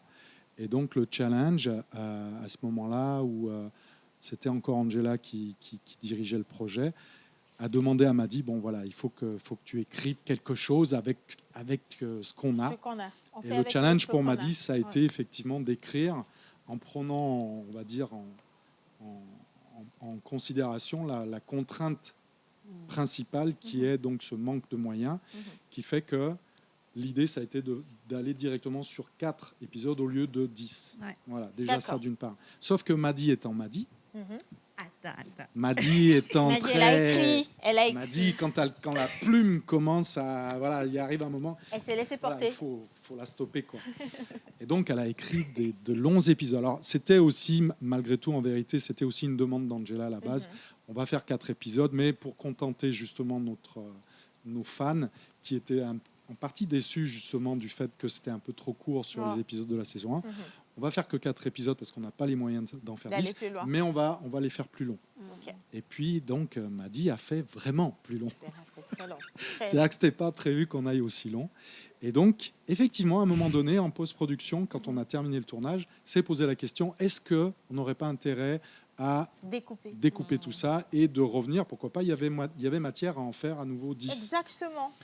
Mais finalement, j'ai pris la décision en consultant mon entourage proche dont Madi fait partie. J'ai pris la décision de rester sur ce qui avait été décidé. Pourquoi ? Parce que justement, je ne voulais pas saboter en gros le travail que Madi avait effectué, qui fait que tout est du sur-mesure en fait. Chaque épisode, le dénouement, la progression et y compris le cliff avec la fin de chaque épisode, c'est calculé. Donc si on découpait tout ça, ça dénature. Voilà. Si on a un épisode d'1 heure et qu'on coupe au milieu, ça peut finir à un moment où ça ne devrait pas, ça va laisser un arrière. Voilà. Puisque ça n'avait pas été écrit à la base avec genre 30 minutes, donc c'était compliqué. On a longtemps délibéré. Avant d'aller sur les 4 épisodes. Voilà. On a pris le temps parce qu'en fait, c'était aussi une remarque de Cossi Modeste qui est notre responsable de la com. La com, ouais. Effectivement, lui, c'est la première chose qui lui est venue en tête, de se dire, mais là... je vois là que tu as des épisodes très longs. Est-ce qu'on ne pourrait pas... Donc, ça a été un vrai débat. Mais bon, moi, je ne regrette pas, d'une part, pour éviter d'avoir, on va dire, un peu quand même... je ne vais pas dire saboter, mais ça aurait été vraiment dommage par rapport, effectivement, à cette précision que Madi avait apportée sur l'originalité... Enfin, on va dire les 4 épisodes originaux. Et je ne regrette pas quand je vois, on va dire, le retour sur l'ensemble des fans qui sont très contents, mine de rien, même si ce n'est que 4 épisodes, d'avoir eu 4 petits films, en fait. Non, on ne vous dit pas la vérité. Hein. C'est vrai qu'en ligne, on vous dit qu'on a aimé. Mais écoutez-moi, La Voix des 120, on n'a pas aimé que ce soit que 4 épisodes. On voudrait que ça continue. 4, c'est... La première fois que j'ai entendu 4, j'ai dit, mais qu'est-ce qu'ils me font 4 je suis 4 en combien de temps? Justement, c'est pour ça qu'on a dit 4 épisodes d'1 heure. Même ça rassure. Même ça rassure pas. Mais en tout cas, franchement, j'imagine, je comprends en fait tout ce qu'il y a eu comme pertinence derrière le travail à faire. Et justement, la question financière, elle est revenue plusieurs fois. Et dans la saison 1, et d'ailleurs, elle a commencé avec la saison 2, vous avez lancé une collecte.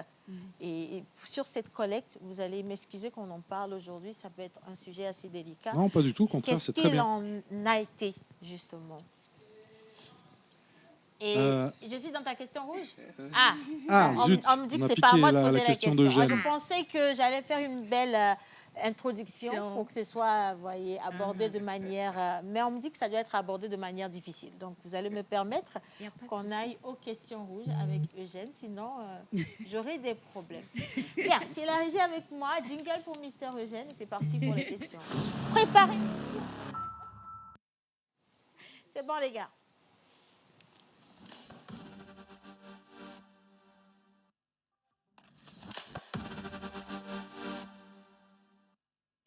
Chaque jour, une idée peut devenir une action. Chaque action change l'avenir. Quand elle se connecte à la Terre, l'innovation fait pousser des solutions durables. L'énergie éclaire les idées et nos talents. Elle connecte nos villes et nos villages et crée de nouvelles possibilités. Quand les talents se rencontrent, des projets prennent vie et l'avenir se dessine ensemble. Chaque idée connectée à une autre devient une force collective. L'Union européenne et le Togo agir ensemble pour construire demain.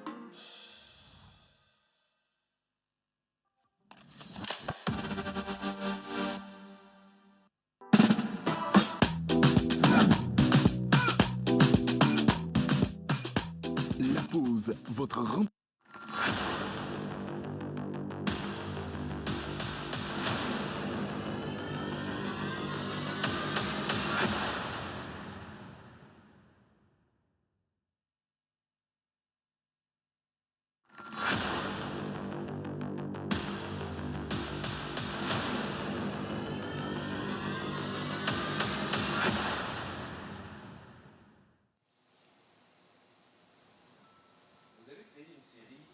Marqué, qui marque et qui rassemble et qui fait parler. Arue aujourd'hui n'est plus seulement une œuvre, c'est devenu un sujet. Et quand le public regarde, soutient et finance, il a aussi le droit de comprendre. Et quand le succès est là, certaines questions deviennent inévitables. Ma première question sera à l'endroit de Monsieur Jean-Luc. Ma première question rouge. Monsieur Jean-Luc, au regard de votre longue expérience et de votre réseau solide, plusieurs comédiens togolais affirment que les castings organisés autour de vos productions seraient davantage une vitrine qu'un réel espace de sélection. Est-ce que dans les faits, les décisions ne sont-elles déjà pas prises avant même que les nouveaux profils entrent dans la salle de casting? Le casting ou vos castings aujourd'hui sont-ils véritablement réels ou symboliques? 100% réel. 100% réel. Je vais essayer d'être précis par rapport on va dire, aux détails de votre question. Effectivement, sur la durée, depuis qu'on produit nos séries, nous avons maintenant, on va dire, je ne vais pas dire un catalogue, mais on a ce qu'on appelle nos yobolets, nos acteurs avec qui on travaille régulièrement. Les acteurs qu'on a castés depuis le tout début, qui reviennent assez régulièrement sur les rôles principaux. Mais chaque projet, à chaque fois, il y a un vrai casting qui est lancé pour donner la chance à tout le monde. Parce que, en fait, nous, notre sélection se fait uniquement sur l'efficacité et sur vraiment, est-ce que c'est la bonne personne pour le rôle ? Et non pas uniquement sur, on va dire, des relations et du favoritisme.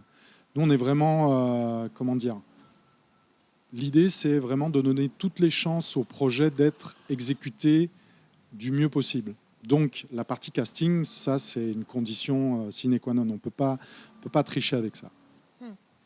Une variante de cette question pour Madame Madi Foltek. Vous défendez aujourd'hui une écriture engagée, inclusive et tournée vers de nouvelles voies. Mais force est de constater également que sur vos productions, les mêmes profils reviennent systématiquement. Comment aujourd'hui conciliez-vous votre discours d'ouverture et qui est perçu plutôt comme une pratique assez contradictoire de vos valeurs? Quand vous parlez de profils, les mêmes profils qui reviennent, vous pouvez me donner des exemples de ces mêmes profils? Il y a des acteurs qu'on Des acteurs qu'on retrouve sur vos productions. Oui. Bon, franchement, tout de go, je ne vois pas. Mais Les acteurs, pas les personnages. Vous parlez des acteurs. Moi, je pense que ça doit être les acteurs, non pas les personnages, clairement pas les personnages. Ok. Quand j'écris, je n'écris pas avec les acteurs en tête. Moi, quand j'écris, je me concentre sur les personnages. Bien évidemment, la partie casting À se laquelle joue. tu participes, hein, d'ailleurs. Ouais, j'y participe. C'est-à-dire que tu es présente à Je chaque suis fois. présente à chaque fois, ouais. Enfin, la partie casting se joue après, mais je n'écris pas avec les acteurs en tête. Je vais donner l'exemple de Mikoko. Mikoko, quand on a écrit Mikoko, les personnages principaux devaient être plus âgés. Mais on a fait un casting d'une semaine. Ouais. Et à chaque fois, les gens venaient, parce que même les acteurs avec qui on travaille tout le temps, quand il y a un nouveau projet, ils doivent revenir faire le casting. Il n'y a pas à faire de... On sait que tu joues bien, mais là, est-ce que tu peux incarner ce rôle-là? Donc, on avait des profils plus âgés, c'est ce qu'on avait prévu. Et puis, il y a Florence Kicha, qui est venue faire le casting. Il y a Bienvenue Gagalo, qui a fait le casting. Et on a vu les deux, et on a été obligés d'adapter l'histoire un tout petit peu pour que ça corresponde à leur âge à peu près. Mais sinon, on n'écrit pas, du moins moi, je n'écris pas avec un personnage en tête parce que la façon dont je suis, et Angela me connaît pour ça, quand on me dit quelque chose, pour pouvoir m'en détacher, c'est compliqué. Si tu me dis on écrit parce que c'est Bienvenue qui va jouer, dans ma tête, je mets On va sur Bienvenue. Et donc, si ça change, je mets du temps à m'en détacher. Donc, de façon générale, j'essaie le plus possible d'écrire en me concentrant sur les personnages, pas sur les acteurs. Voilà. Bien. Monsieur Jean-Luc Rabatel, pour la saison 2 d'Ahoué et pour le tournage, un budget de plus de 100 millions de francs CFA avait été annoncé, nécessitant le tournage de cette nouvelle série. Plus tard, une information comme quoi il n'y aurait été récolté qu'environ 17 millions. Cependant, certains doutes planent sur une potentielle plus grosse cagnotte. Pouvez-vous nous dire clairement aujourd'hui combien a été réellement collecté, toutes sources confondues, et pourquoi cette cagnotte continue d'alimenter les doutes? Alors, je ne sais pas pourquoi elle continue d'alimenter les doutes, parce qu'elle est, elle est visible en ligne à tout le monde. Tout le monde peut aller voir pour regarder les chiffres. Effectivement, c'est bien 17 millions qui a été récolté en ce qu'on appelle en crowdfunding, comme disent nos cousins anglophones. Mais donc, cagnotte participative. Et après, moi, j'ai essayé avec ma nouvelle casquette de producteur d'aller chercher un peu plus d'argent auprès du secteur public ici. C'est pour ça que vous voyez au crédit et aussi dans dans certains épisodes, parfois quelques marques qui apparaissent. C'est ce qu'on appelle du placement de produits. Ça a un petit peu rajouté un peu de piment comme ça, là, mais ça a tout cassé. J'ai plus le chiffre exact, il faudrait que ma directrice de production soit là, mais je crois qu'en rediscutant récemment, je crois que c'était dans les 22 ou 23 millions finalement qu'on a pu avoir pour tourner cette deuxième saison, qui est loin des 100 millions, effectivement. Ah. Parce que les 100 millions, c'est pas non plus un chiffre sorti comme ça 200 millions. 200 millions, 200 pardon. millions. C'est pas un chiffre sorti comme ça pour le plaisir et on se dit c'est cool, comme ça on va prendre une partie, je vais faire ma maison avec, Madi, elle va acheter sa voiture. Non, à chaque fois nous dans nos productions, et c'est transparent là aussi, tout l'argent qui est utilisé, ça va dans la production, ça va pour faire le projet. Payer les artistes, payer les techniciens, payer le matériel, la location des décors, la nourriture, les déplacements, tout ça. Tout part là-dedans. Rien, il reste rien. Et donc, ces fameux 200 millions, ça avait été calculé pour que tout le monde soit payé correctement. Ouais. Parce qu'à chaque fois, sur nos productions, on est au minimum à plus de 60, voire 80 techniciens. Et si on ajoute à ça la partie artistique, on se retrouve entre 100 et 150 personnes qui travaillent sur le projet. Donc quand vous faites le calcul sur quand c'est de la série, qu'on est sur 3 mois de tournage, où il faut nourrir tout le monde tous les jours, il faut parfois pour certains qui viennent de l'étranger les loger. Après, il faut payer tout le monde. Donc vous voyez, ça fait vite beaucoup, ça fait des millions comme ça qui partent. 200 millions annoncés au départ et plus tard, on se retrouve autour de 22-23 Ouais. millions. On est environ à 20% de la cagnotte initialement ça. annoncée pour pouvoir produire cette deuxième saison. Mais finalement, deuxième saison qui sort. Est-ce que cela signifie que le budget initial a été surestimé? Non, justement. Alors, pardon, Ou que Eugène. Pardon. vous avez accepté de produire dans des conditions en dessous des standards Ouais. et peut-être même... je m'arrête là. Non. Il y avait autre chose. Je m'arrête. Non, allez-y. Je m'arrête là. Ok. Vous pouvez y Bon, aller. en tout cas, vous pouvez y aller. Franchement, c'est très bien, c'est très intéressant. C'est très bien qu'on parle de ça. Pour moi, c'est pas une question rouge. Au contraire, c'est une question verte. Ça permet de parler et de dire concrètement les choses plutôt que de commencer à faire des pac-patos là et de dire tout et n'importe quoi. Donc, en gros, pour répondre, on a pris la décision. Moi, je vais être sincère avec vous. J'étais pas à l'initiative du démarrage de la saison 2. J'ai pris la suite parce qu'effectivement, Angela est partie, donc j'ai pris à mon compte en tant que producteur la suite. Et ça aurait été que de moi, j'aurais dit non, on rembourse tout le monde, on fait pas. Ouais. Parce que j'en ai marre de demander à mes collaborateurs, que ce soit les techniciens, les comédiens, voilà, là, je peux pas bien te payer ou je peux pas te payer. Il arrive un moment, c'est insupportable, quoi. Donc, on me dit non, il faut faire. OK. Donc, il y a à nouveau fallu dire à tous nos collaborateurs, bon, les gars, désolé, on vous avait promis que ça serait mieux. Alors oui, c'est un petit peu mieux parce que la première saison, c'était encore beaucoup moins que ça. Mais voilà, ça va pas être grand-chose. Donc, ça a été effectivement, en gros, on va dire des compensations, des défraiements, mais ça n'a pas été des vrais salaires pour l'intégralité des gens qui ont participé à ce projet. D'accord. Madame Madi Foltek, selon certaines critiques, cette deuxième saison également serait un tout petit peu plus commerciale et que vous auriez donc perdu votre plume à cause justement de cette question financière. T'as perdu ta plume? J'ai perdu ma plume. Bon, je ne sais pas quoi répondre à ça. J'ai pas perdu ma plume, ça c'est sûr.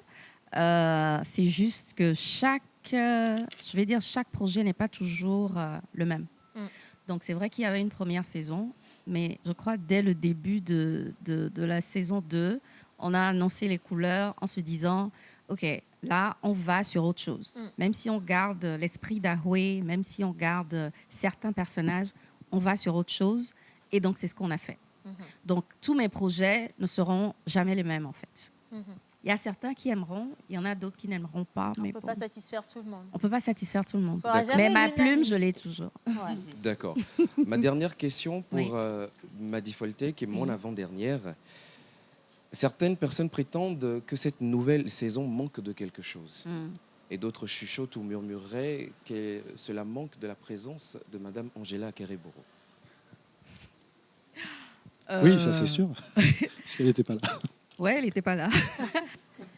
Alors, je sais que, comme j'avais dit, il y avait certains qui n'étaient pas forcément contents parce que il y avait moins de comédie. Certains voulaient un peu plus de rebondissement, comme un peu pour la première saison quand on avait Momo et Chanel, les gifles et tout ça. Alors que cette saison, c'était pas du tout la même chose. Et ça, c'est un choix assumé. C'était pas du tout dans le... on va faire des trucs d'action ici et là, Ouais. espionnage et Ouais. tout ça. C'était pas du tout dans ce concept-là. Donc, on va dire que c'était pas forcément pour tout le monde. Mais voilà, c'est ça. D'accord. Ma dernière question. Presque un symbole aujourd'hui, vos différentes productions marquent un tournant décisif dans le 7e art togolais. Et marquer un tournant décisif, avoir une vision égale à la partager avec des collaborateurs. Et aujourd'hui,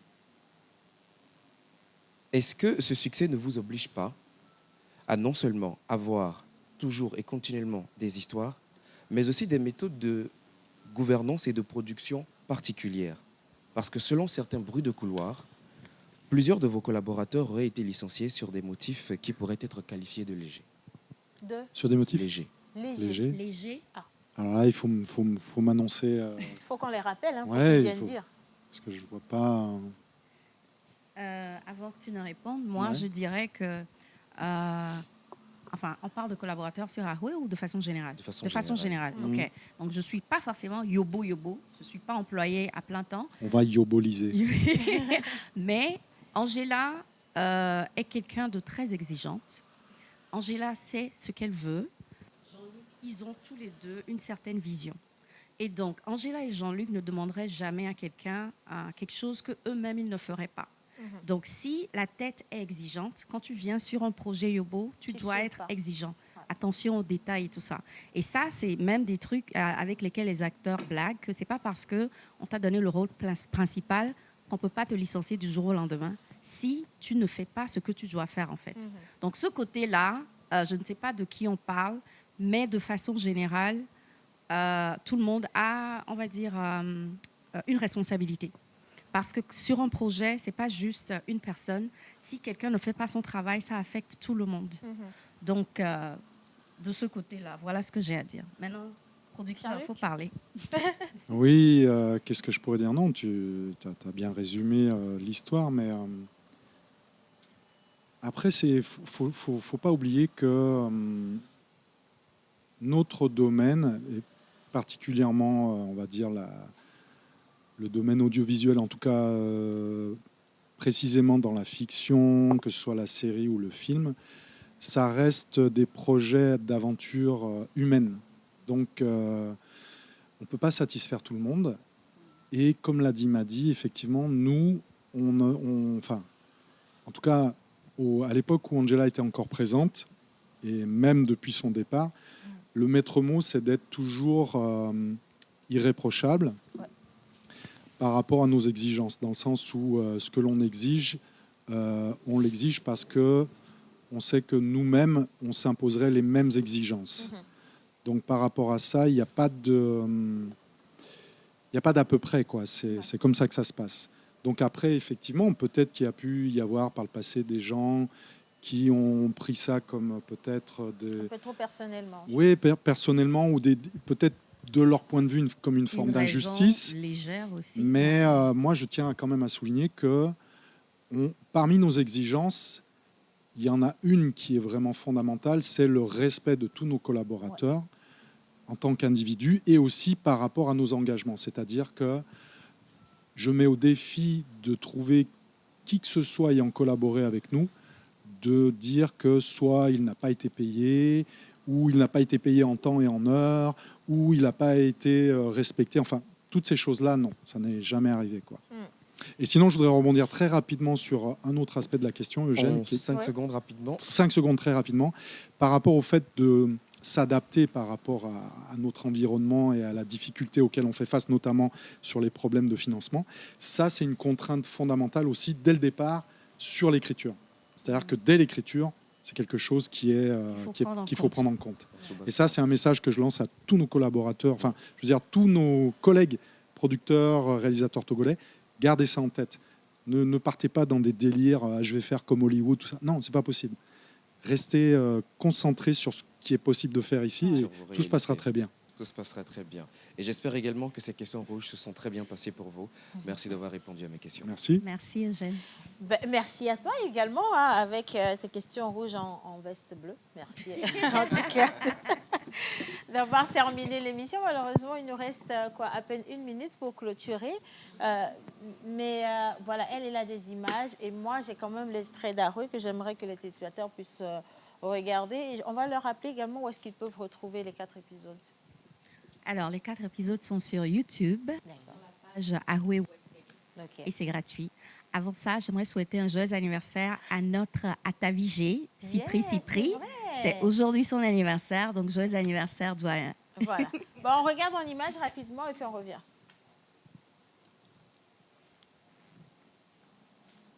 Maman chérie, tu m'as laissé ça, nous. Les filles, ok, ma gloire, oh, les inutiles. Meuble. Onyimate bronya ya. Opo. Njila donu ya mento chuchuchu wa. Nto mi nyale ke no ina fi adwa. Ni hon tu gbegbere nto be o. Apa ko ilana dodo ora ya me a. Soit o la jredo. Soit o la do.